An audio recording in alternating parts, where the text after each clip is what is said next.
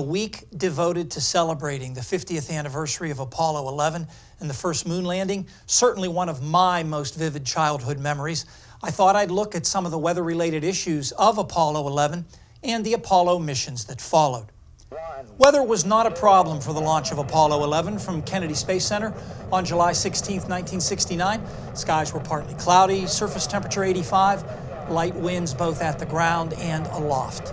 The only significant weather issue was on the return to Earth.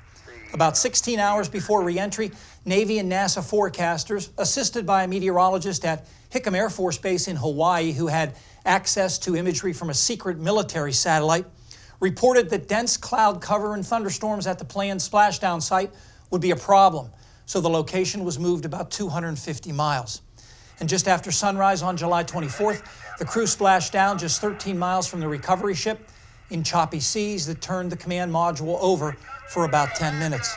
Within an hour, a helicopter picked up the astronauts. They were then quarantined for 3 weeks for fear they'd brought back pathogens from the moon.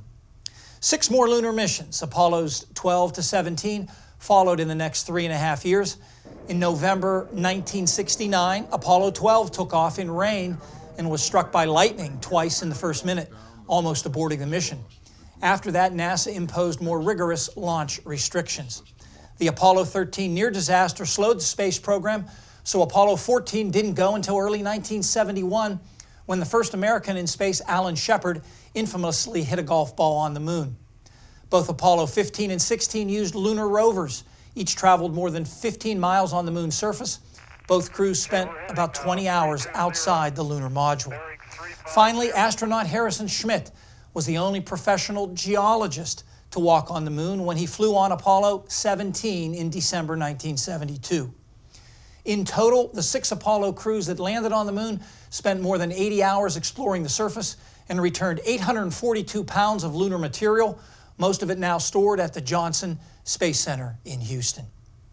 Here's where Apollos 11 through 17 splashed down, all in the Central Pacific, a large open target with plenty of room for error, all sites within easy reach of U.S. Navy vessels based in Hawaii and other U.S. territories such as American Samoa. Apollos 12 through 17 all splashed down in fair weather and only 3 to 6 miles from a recovery ship. The only mishap, one of the 3 main parachutes didn't fully open for Apollo 15, but since only 2 were necessary, it wasn't really a problem. Of the 12 astronauts who walked on the moon, 2 were born in Pennsylvania. Apollo 15's lunar module pilot, James Irwin, was born in Pittsburgh, and Charles Pete Conrad, commander of Apollo 12 and 3rd man to walk on the moon, was born in Philadelphia. Stay tuned. Our extended forecast is next.